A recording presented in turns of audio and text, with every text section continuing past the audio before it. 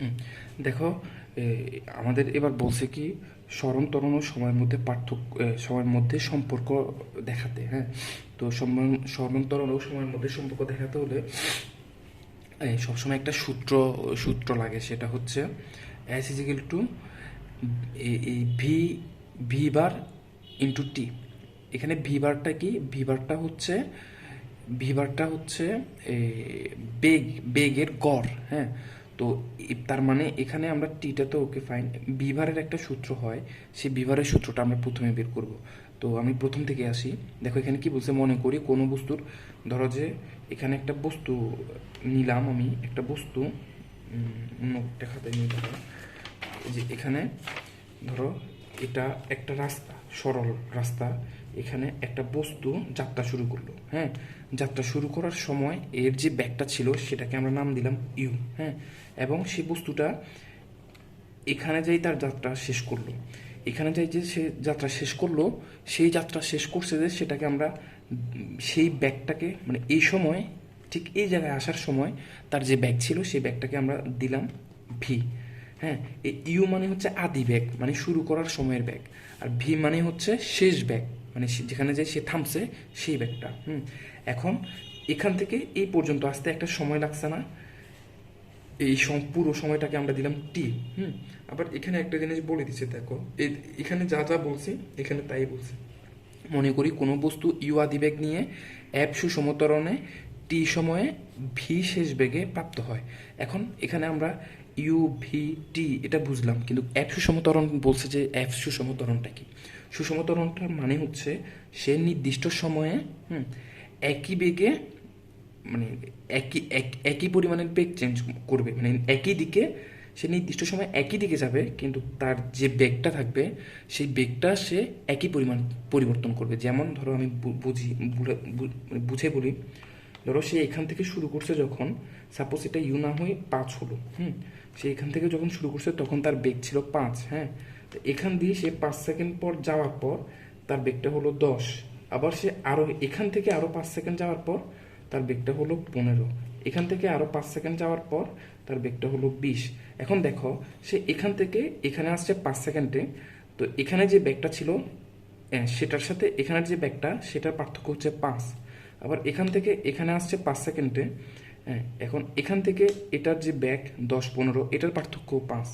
আবার এখান থেকে এখানে আসছে 5 সেকেন্ডে। হ্যাঁ, কিন্তু আবার দেখো এখান থেকে এখানের যে ব্যাগটা চেঞ্জ হলো সেটার পার্থক্য 5। মানে এর মানে সুষম ত্বরণ বলতে বোঝায় হচ্ছে একটা নির্দিষ্ট সময়, এই যে 5 সেকেন্ড ধরো, একটা নির্দিষ্ট সময়ে তার বেগের পরিমাণ নির্দিষ্ট পরিমাণে বাড়বে। হ্যাঁ, এখানে যা বাড়বে এখানেও তা বাড়বে, এখানেও তা বাড়বে, এখানেও তা বাড়বে, এটা। এখন সুষমর এগেনস্টে আরেকটা জিনিস আছে, সেটা হচ্ছে অসমতরণ। অসমতরণ মানে হচ্ছে ধরো এখানে 10 বাড়ছে না, এখানে 15 বাড়ছে হয়তো, বা এখানে 17 বাড়ছে, এখানে 21 হয়ে গেছে। মানে এই যে বাড়ছে যে একটা আর একটার সাথে মিল নেই। ধরো এখানে 5 বাড়ছে, এখানে বাড়ছে 7, এখানে বাড়ছে 8, এই টাইপ হবে।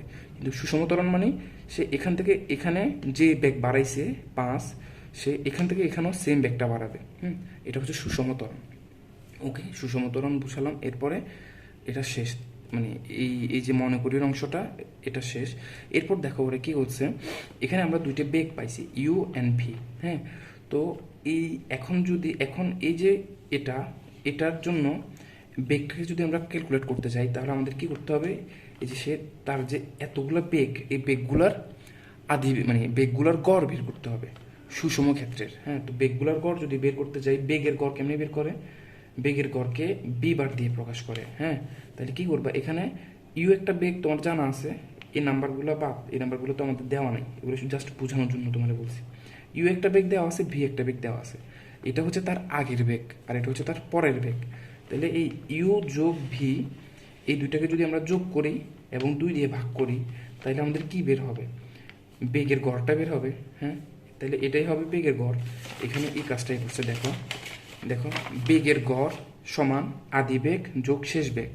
এখানে যে ইউ লিখছিলাম, ইউটা হচ্ছিল আদি বেগ, মানে যেখান থেকে সে শুরু করে, আর শেষ বেগ যেখানে যাই সে থামছে সেটা হচ্ছে শেষ বেগ ভি।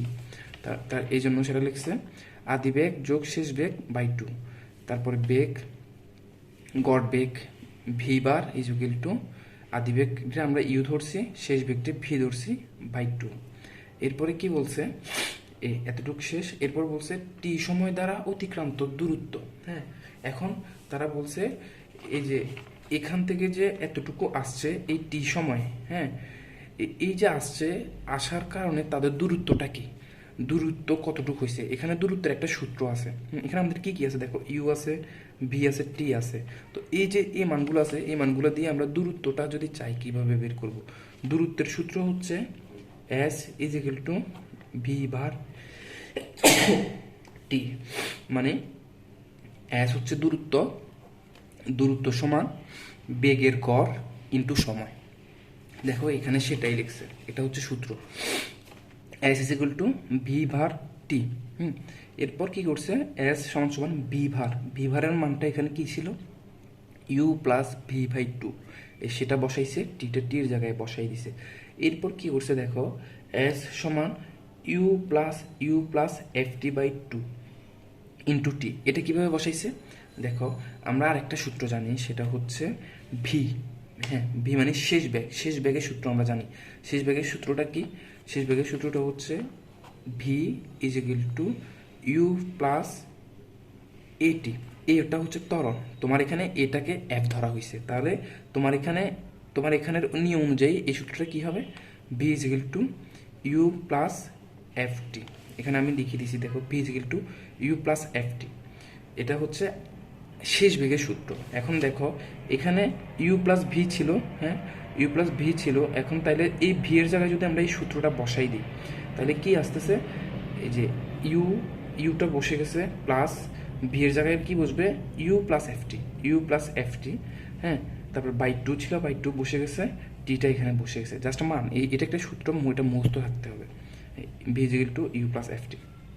তো এই সূত্রটা ভি এর মান এখানে বসাই দিছে, এই ভি এর মানটা বাই টু, বাকি সব কিছু একই আছে। এখন তোমার কোশ্চেন থাকতে পারে এটা কেন এখানে বসাইছে, এটা এখানে বসাইছে ক্যালকুলেশনের নিয়মের সহজের জন্য। দেখো এখানে দুই ধরনের মান থাকে, একটা হচ্ছে ইউ, একটা হচ্ছে বি। যদি আমরা ভি এর জায়গায় এই ভি এর মানটা বসাই দিই, তাহলে দুইটাই ইউ হয়ে যায় না, তখন আমাদের ক্যালকুলেশনটা সুবিধা হয় করতে, এটাই।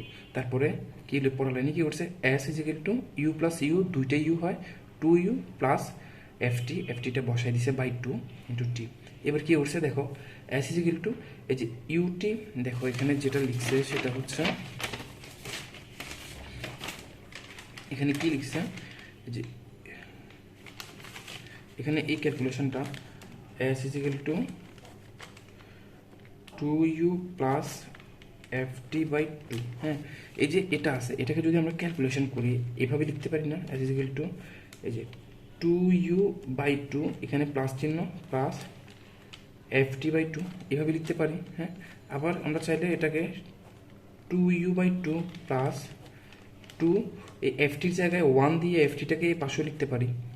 ওরা এই কাজটাই এখানে করছে। হ্যাঁ, এই যে দেখো কি করছে, ওরা টু ইউ বাই টুকে এক পাশে রাখছে, তারপরে এফটি বাই টুকে এক পাশে রাখছে, এই এফটিটাকে এই পাশে নিয়ে আসছে গুণে, সেজন্য উপরে একটা ওয়ান দিছে, মিডলে যে প্লাস চিহ্ন ছিল প্লাস চিহ্নটা বসাই দিছে ক্যালকুলেশন নিয়মে। তুমি যদি চাও এফটিটাকেও পরে রাখতে পারো, কোনো সমস্যা নেই। তারপরে টিটা টি জায়গায় বসে গেছে। এরপর কি হয়, এখানে টু ইউ নামছে না, নিচে যে টু ছিল, টু এ কাটা যায়, কাটা গেলে আর বাকি থাকে ইউ। এরপর প্লাস থাকে, হাফটা বসে গেছে এফটি, এই এফটিটায় বসে গেছে, যেমনি আছে এমনি টিটাও বসে গেছে। এরপর কি করছে, এই টি দিয়া পুরোটাকে গুণ করে দিছে। টি দিয়ে যদি পুরোটাকে গুণ করে তাহলে কি হয়, টি ইউর সাথে গুণ হলে ইউটি হয়, প্লাস হাফ এফ টি এর সাথে যদি টি গুণ হয়, তাহলে এখানে একটা টি আছে, এখানে একটা টি, টি স্কোয়ার হয়, তাহলে হাফ এফ টি স্কোয়ার বসাই দিছে। এটাকে ওরা 1 নং সমীকরণ দিল। এখন বলছে যদি আদিবেগ শূন্য হয়, হ্যাঁ, তখন কি হবে, মানে এই যে দেখো আমরা যে এখানে তোমার বুঝাইলাম, এটা একটা বেগ নিয়ে শুরু করছে, ইউ বেগ। হ্যাঁ, মানে এটা এতক্ষণ যেভাবে অ্যানালাইসিস করছে ততক্ষণ এটার আদিবেগে, মানে এটা একটা গতিতে হাঁটতেছিল, এটা মনে করে এতক্ষণ ক্যালকুলেশনটা করছে। ওরা এবার বলতেছে যে আমরা এবার ক্যালকুলেশন করব এভাবে যে এর কোনো আদিবেগ ছিল না, মানে সেই স্থির অবস্থা থেকে ছিল, মানে তুমি এখানে বা কেউ একজন এখানে দাঁড়াই ছিল, দাঁড়ানো অবস্থা থেকে সে আস্তে আস্তে হাঁটা শুরু করছে।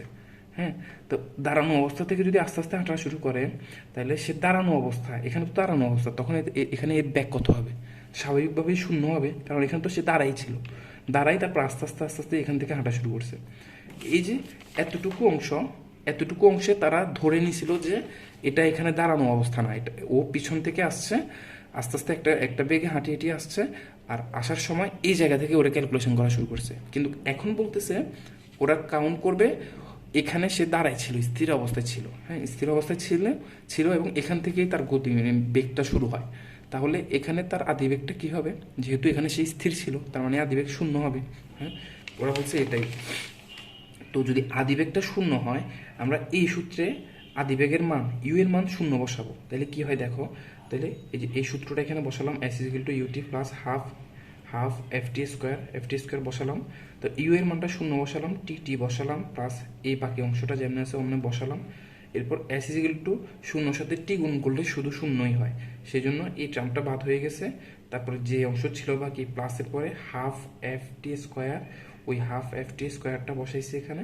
হ্যাঁ, এখন দেখো আমরা আমরা ওই কয়েকদিন আগে একটা ম্যাথ করছিলাম, যেখানে আমরা বুঝাইছি যে ধ্রুবক জি, হ্যাঁ, বা মানে মোট কথা হচ্ছে এই যে A S plus half half F T square, এই যে একটা ক্যালকুলেশন বাইর হয়েছে, এই ক্যালকুলেশনটায় এই যে হাফ এফ যেটা আছে সেটাকে মূলত ওরা এখানে ধ্রুবক ধরে নিছে। মানে এটা একটা ধ্রুবক, সেটা লিখে দিছে। এটা ধ্রুবক হওয়ার কারণ কি? এটা ধ্রুবক হওয়ার কারণ হচ্ছে এই যে এফটা, ত্বরণটা নির্দিষ্ট পরিমাণে ছিল। হ্যাঁ, মানে এটা মানে কখনো 5, কখনো 7, কখনো 8, এই টাইপ না। মানে সেটা 5 হলে 5ই ছিল, 7 হলে 7ই ছিল, 8 হলে 8ই ছিল সব জায়গায়। মানে ওই যে বাড়ার ত্বরণ যে বাড়ছে, এখান থেকে এতটুকু নির্দিষ্ট সময়ে সে যতটুকু গতি বাড়াইছে, এখান থেকে এতটুকুতে সে ঠিক ততটুকুই গতি বাড়াইছে, এখান থেকে এতটুকুতে সে আবার ঠিক ততটুকুই গতি বাড়াইছে। মানে এর স্মরণটা তো সমান ছিল, আর স্মরণ যখন সমান হবে তখন সেটাকে আমরা ধ্রুবক হিসেবে নিতে পারবো। এই যে দেখো, তাই এখানে লিখছে সুষম ত্বরণে এফ হচ্ছে ধ্রুবক, তার মানে হাফ এফ পুরোটাই হচ্ছে ধ্রুবক হয়ে যাবে। তো পুরোটা যদি ধ্রুবক হয়, আমরা এস সমান সমান হাফ এফ এর জায়গায় ধ্রুবক লিখে দিলাম, ইন্টু যে টি স্কোয়ার ছিল টি স্কোয়ারটা বসাই দিছি। এবার দেখো, যদি ধ্রুবক থাকে এই পাশে, হ্যাঁ, আর ধ্রুবকটাকে আমরা বাদ দিতে চাই, হ্যাঁ, তাইলে আমাদের এখানে যদি সমান চিহ্ন থাকে, তাইলে সেখানে দিতে হয় সমানুপাতিক চিহ্ন। আবার ধরো কোথাও তোমার এখানে আমি একটা ক্যালকুলেশন তোমাকে দেখাই, সেটা হচ্ছে ধরো একটা ক্যালকুলেশন দিল S is equal two S সমানুপাতিক টি স্কোয়ার। হ্যাঁ, এটাকে যদি তুমি ক্যালকুলেশন করো তাহলে কি লিখবে তুমি? এস সমান সমান এই যে হাফ এফ টি স্কোয়ার। মানে এই যে এটা সরাইছো, সেজন্য তোমাকে এটা সরাই যে সমান চিহ্ন দিছো, সেজন্য তোমাকে একটা ধ্রুবক আনতে হয়েছে। এখন একইভাবে যদি এখানে এমন থাকে যে এস সমান হাফ এফ টি স্কোয়ার, এবং এই যে হাফ এফটাকে তুমি ধ্রুবক ধরে নাও, তাহলে কি হয়? এস সমান ধ্রুবক ইন্টু টি স্কোয়ার। হ্যাঁ, তাহলে এই জায়গায় ধ্রুবকটাকে বাদ দিতে তোমাকে কি চিহ্ন আনতে হবে? এস সমানুপাতিক চিহ্ন আনতে হবে, এস সমানুপাতিক টি স্কোয়ার। এটার আরেকটা এক্সাম্পল যদি আমি দিতে যাই, সেটা হচ্ছে নিউটনের যে সূত্রের প্রমাণ, সেখানে আমরা লিখছিলাম এভাবে যে এই যে দেখো এফ সমানুপাতিক m1 m2 by R square. হ্যাঁ, তো এখানে যে সমানুপাতিক চিহ্ন ছিল, এই সমানুপাতিক চিহ্নটাকে আমরা উঠাই ফেলতে আরেকটা ধ্রুবক ইউজ করছিলাম, এফ ইজ ইকুয়াল টু একটা ধ্রুবক ইউজ করছিলাম, যে ধ্রুবকটার নাম ছিল জি। হ্যাঁ, m1 m2 আর স্কোয়ার। এখন যদি এই ক্যালকুলেশনটা না দিয়ে তোমার কাছে এই ক্যালকুলেশন থাকে, তোমাকে এটাই কনভার্ট করতে পারো, তখন তুমি কি করবা? এই যে এফ সমান চিহ্নটা উঠাই সমানুপাতিক চিহ্ন দেওয়ার জন্য আমরা ধ্রুবকটাকে বাদ দিয়ে দিব, দিয়ে তারপর m1 m2 আর স্কোয়ার এটা দিব। এখানেও সেম একই কাজটা করছে। হ্যাঁ, এখানে এই সমান এই ধ্রুবকটাকে বাদ দিছে, ধ্রুবকটাকে বাদ দেওয়ার জন্য আমাদের সমানের বদল সমানুপাতিক চিহ্ন আনতে হয়েছে। হ্যাঁ, আর টি স্কোয়ার ছিল, টি স্কোয়ার বসে গেছে। এবার হচ্ছে এটাই হচ্ছে মূলত সময় ত্বরণ এবং সরণের মধ্যে পার্থক্য। হ্যাঁ, এটা হচ্ছে সরণ, টি হচ্ছে সময়, আর ত্বরণটা কি? ত্বরণটা হচ্ছে এই যে ধ্রুবক ছিল, এই ধ্রুবকটা ছিল ত্বরণ। হ্যাঁ, এটা হচ্ছে সময় ত্বরণ এবং সময়ের মধ্যে পার্থক্য। এই পার্থক্যটা যদি তুমি মুখে বা তাত্ত্বিকভাবে লিখতে চাও তখন কিভাবে লিখবা? এটা দেখে দেখে লিখবা। স্থির অবস্থায়, স্থির অবস্থা থেকে সুষম ত্বরণে, মানে কি আমরা যে বলছিলাম না একটু আগে, এই ক্যালকুলেশনটা, এর আদিবেগ কি ছিল? শূন্য ছিল। একটা বস্তুর আদিবেগ মানে এখানকার বেগ যদি শূন্য হয় তার মানে এটা কি ছিল? এখানে দাঁড়াই ছিল, স্থির ছিল। তার মানে এই স্থির অবস্থায় এই বস্তুটার এই সামনের দিকে কিভাবে আগাইছিল? সুষম ত্বরণে আগাইছিল। মানে প্রতি 5 সেকেন্ড পর পর যদি সে তার বেগ একই পরিমাণ চেঞ্জ করে, বা প্রতি 10 সেকেন্ড পর পর সে তার বেগ একই পরিমাণ চেঞ্জ করছে, বা যে কোনো নির্দিষ্ট সময়ে তার বেগের পরিমাণও সে নির্দিষ্ট পরিমাণে বাড়াইছে।